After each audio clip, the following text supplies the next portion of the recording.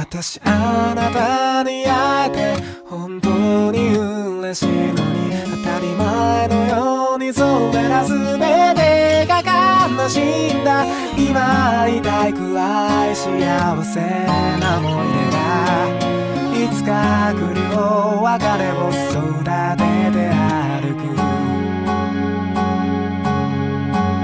誰かの居場所を奪い生きるくらいのラバも、私は石ころにでもなれたならいいな。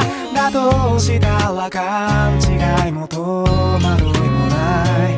そうやってあなたまでも知らないままで、あなたに私の想いが全部伝わってほしいの。